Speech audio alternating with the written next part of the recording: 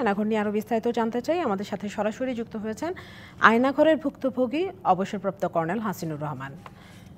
Colonel Hasinur Rahman, আপনাকে স্বাগত জানাচ্ছি আমাদের আজকে নির্বাচিত সংবাদে।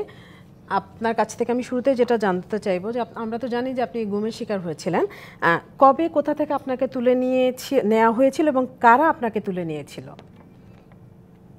আপা আসসালামু আলাইকুম। আমাকে অনুষ্ঠান ডাকার জন্য আমি গর্বিত। আমাকে গুম করা হয়েছিল মিরপুর ডিএইচএস থেকে রাত 10টার সময়। এটা হলো 8ই আগস্ট 2018। 1 বছর 16 মাস আমি ডিজিএফআই আয়নাঘরে বন্দী ছিলাম এবং আমি ফেরত আসি 22শে ফেব্রুয়ারি 2020। জি, কর্নেল হাসিনুর রহমান, একটা ব্যাপার যে আপনার বিরুদ্ধে সুনির্দিষ্ট কোনো অভিযোগ ছিল কিনা যারা আপনাকে তুলে নিয়ে গেছে, আর যারা নিয়ে গেছিল তারা আপনার কাছে কিছু জানতে চেয়েছিল কিনা? আমার কাছে জানতে চায়, আপনারা তো জানেন আমি চাকরিরত অবস্থায় একবার গুম হয়েছিলাম। ওই গুমের যে তথ্যগুলি ছিল, যে কারণে গুম করা হয়েছিল, সেটা ভুয়া তথ্য ছিল। ওটা তৎকালীন প্রধানমন্ত্রীকে জানানো হয় নাই। আর যেহেতু আমি মুখ ফুসে ওটা বলে ফেলতে পারি, মূলত সেজন্য আমাকে গুম করা হয়। তাছাড়া আমি চরমভাবে এন্টি ইন্ডিয়ান, সরকারের বিপক্ষের লোক। এটাই ছিল মূল কারণ আসলে বলতে গেলে। আর ওই সময় আমি বেশি সোচ্চার ছিলাম খালেদা জিয়াকে ক্যান্টনমেন্ট থেকে বের করে দেওয়ার জন্য। একই সাথে বিডিআর যে হত্যা হয়, সেই হত্যার জন্য প্রতিবাদী কণ্ঠ ছিলাম। আমি ছিলাম এই আয়নাঘরে। এখানে আমি প্রথম আসলে 20 সালে বের হয়ে আমি প্রথমে যোগাযোগ করি কিভাবে ছিনে নিয়ে আসা যায় এই আয়নাঘর থেকে লোকদেরকে। অনেক চেষ্টা করি। মেজর দেলোয়ার আছেন বিদেশে, উনি জানেন। তারপরে আমি আল জাজিরাকে 21 সালে জানাই। দীর্ঘদিন অপেক্ষা করি, 1 বছর প্লাস, কিন্তু তারা প্রচার করে না।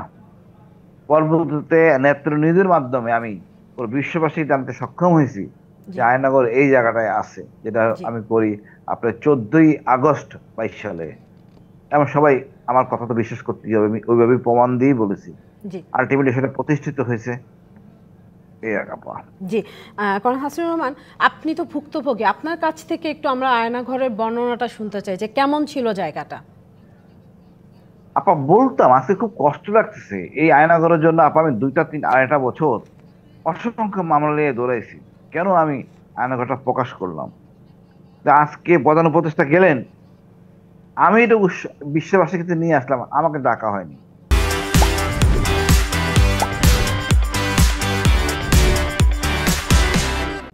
আমি জানি না, আমি যতটা শুনছি গুম কমিশন নাবিলা এখানে জড়িত। উনি হয়তো আমার নামটা দেননি। ওনার সাথে গত রাতে আমার 10টায় কথা হয়েছিল। জিনিসটা দেশবাসী আরো পরিষ্কার হতো। তারপরেও বলি, 2টা কম্পার্টমেন্ট ছিল গুম হাউসের। একটা 10 জনের, একটা হলো কি আপনার 14+ হতে পারে। ওটা পুরানো কমপ্লেক্স, যেটাকে আমরা বলি জয়েন্ট ইন্টারোগেশন সেল।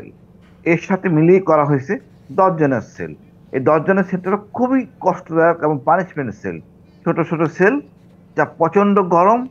আপনি যদি কয়েকদিন থাকেন, কোনো কারণ ছাড়াই মারা যেতে পারেন, এত গরম, এত হিট। তার ওই ফ্লোরটা, ছাদ ঢালাইটা খুব ছোট, পর্যাপ্ত ছিল না, যার জন্য প্রচন্ড গরম।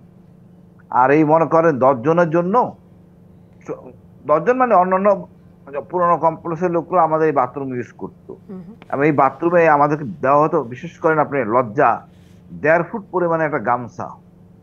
যে গামছা আমরা 5-7 জন মিনিমাম ব্যবহার করতাম। তা থেকে রোগ ছড়াতো। টুথব্রাশ দিত খুবই নিম্নমানের, এবং সবগুলো এক জায়গায় থাকতো।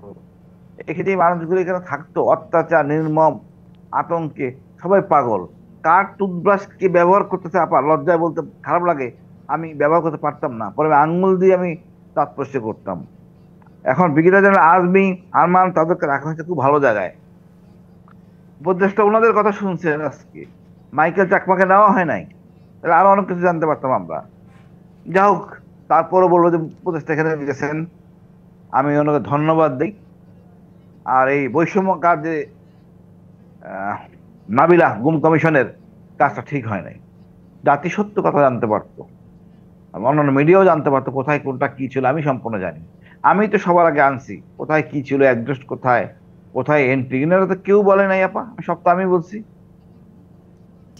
এবং 5ই আগস্ট আমি এই ক্যান্টনমেন্টের সামনে কচু খেতে ব্রিগেডিয়ার হাসান নাসির সহ ইভেন মারুজ্জামান, প্রতিটি মারুজ্জামান, যে আদিলুর রহমান ভাইয়ের আত্মীয়, ওই ফুটপাতে বসে ওনাদের মুক্তি দেই, মুক্তির জন্য আন্দোলন করি।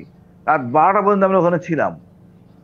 এনাদের একটা লজ্জা শরম নাই, অন্তত মারুজ্জামানকে ডাকতে পারতো সাথে, এবং হাসান নাসির ব্রিগেডে হাসান নাসিরকে ডাকতে পারতো, আমাকে ডাকতে পারতো। আমি জানি না এই বুড়া বয়সে আমার কি কৃতিত্বের কি আছে। আমি ওই সময় এই প্রকাশ করার জন্য আপা আমার জি 12টা মামলা, আইসিটি মামলা, এই বিশ্ববাসীকে জানানোর জন্য 22 সালে। জি কি আর বলবো, আমার কিছুই বলার নাই। তারপর বলবো আমি কৃতজ্ঞ যে একটা ইউনুস ওখানে গেছেন, আমাদের পাশে ছিলেন। জি আমি জানি না মায়ের ডাকে লোকরা গেছেন কিনা, যা উচিত ছিল, এই সমন্বয়টা ঠিক হয় নাই।